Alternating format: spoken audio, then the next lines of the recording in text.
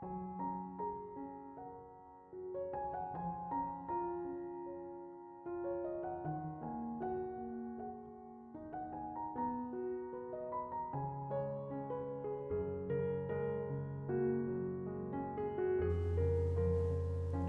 Ibu, saudara-saudari, adik-adikku yang terkasih, apa kabar hari ini? Kasih karunia Tuhan senantiasa menyertai perjalanan hidup kita. Kembali pada hari ini saya mengajak Anda untuk mendengarkan firman Tuhan. Mari kita siapkan hati kita. Tuhan sertamu dan sertamu juga. Inilah Injil Yesus Kristus menurut Santo Lukas. Dimuliakanlah Tuhan.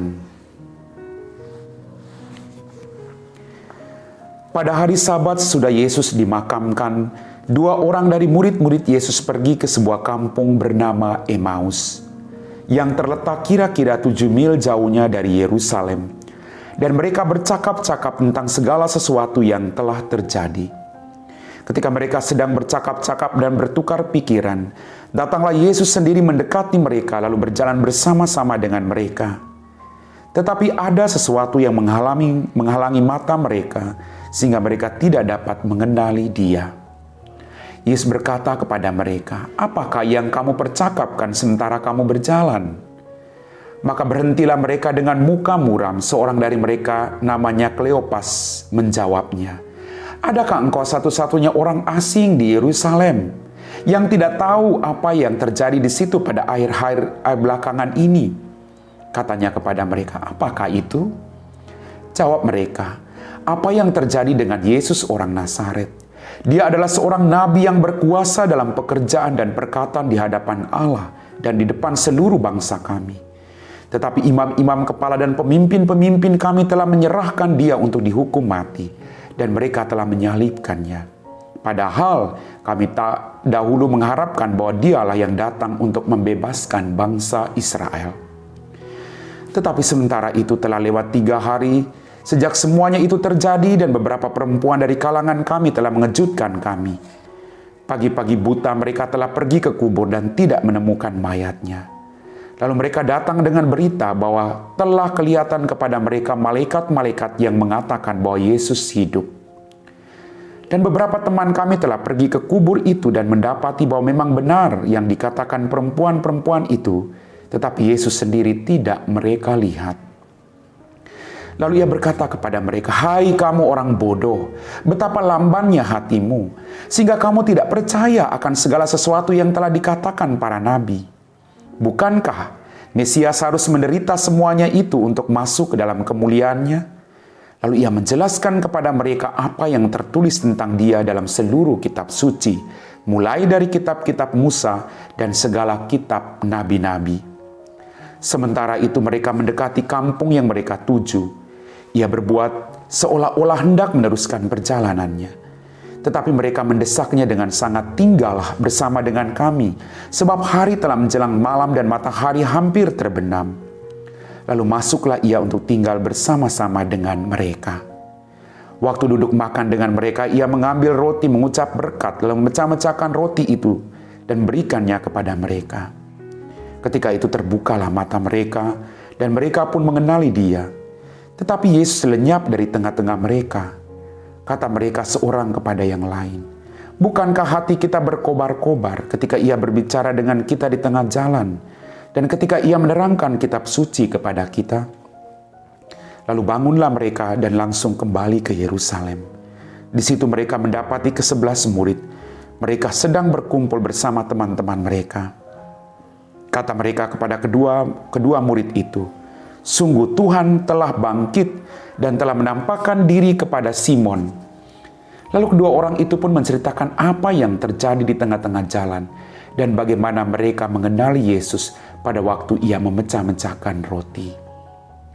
Demikianlah sabda Tuhan.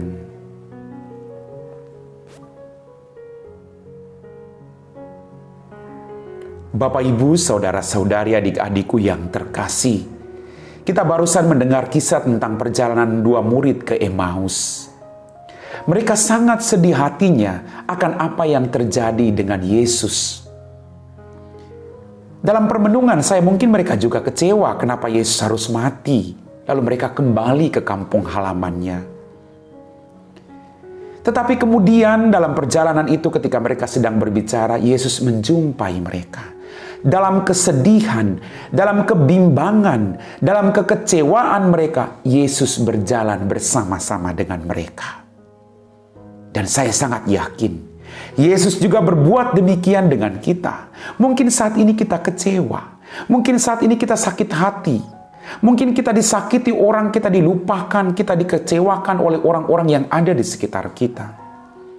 Tapi Tuhan sedang berjalan bersama dengan kita.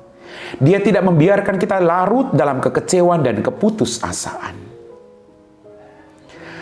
Dalam kisah tadi kedua murid, mereka menjelaskan, Yesus menjelaskan kepada mereka tentang isi kitab suci. Dan hati mereka berkobar-kobar. Mari Bapak Ibu, Anda mau hati Anda berkobar-kobar, dengarkan nasihat Yesus melalui setiap firman-Nya.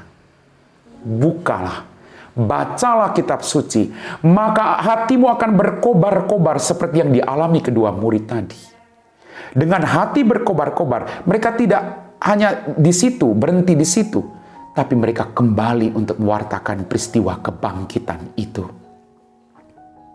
Bapak, Ibu, saudara-saudariku, bagaimana mereka mengenal Yesus? Pada saat Ia mengucap syukur dan memecah-mecahkan roti.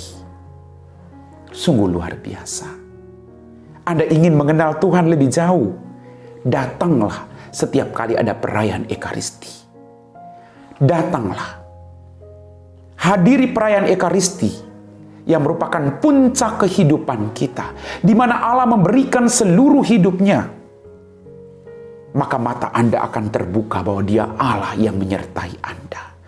Anda yang berbuat dosa, tapi Dia mengorbankan hidupnya untuk kebahagiaan Anda. Mata kita akan terbuka dan kita akan semakin mengenal Dia.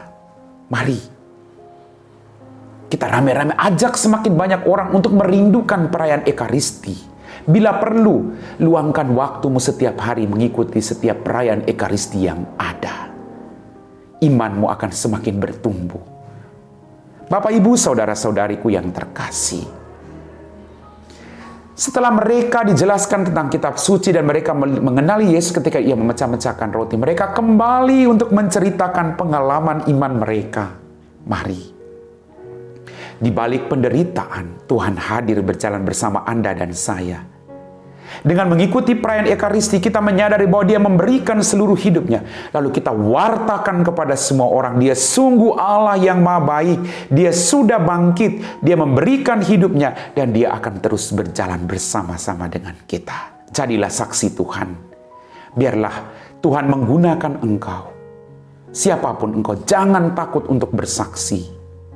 Kita tidak punya harta melimpah, tapi kita mau mengatakan kepada orang-orang yang ada di sekitar kita, di dalam nama Tuhan Yesus ada pengharapan, ada pengampunan, dan ada kebangkitan. Amin. Bapak, Ibu, saudara-saudariku yang terkasih, kita semua telah diteguhkan oleh firman Tuhan dengan kisah perjalanan dua murid kembali ke Emmaus. Mari kita siapkan hati kita untuk berdoa. Dalam nama Bapa dan Putra dan Roh Kudus. Amin.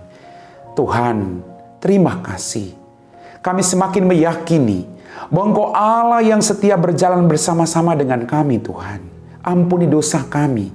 Bila kadang dalam hidup kami ragu-ragu akan kehadiran dan penyertaan-Mu. Bantulah kami, Tuhan. Agar apapun yang kami lakukan, kami semakin mengimani Engkau. Agar apapun situasi yang sedang kami hadapi, kami tidak menyerah, tapi percaya bahwa Engkau sudah bangkit demi kami. Biarlah kami juga boleh bangkit dari segala kelemahan hidup kami dan mewartakan bahwa Engkau Allah yang setia, yang telah menyertai kami dari awal hingga akhir hidup kami nanti. Terima kasih Tuhan untuk semua kebaikan yang kami terima dengan cuma-cuma. Kami puji Engkau kini dan sepanjang segala masa. Amin.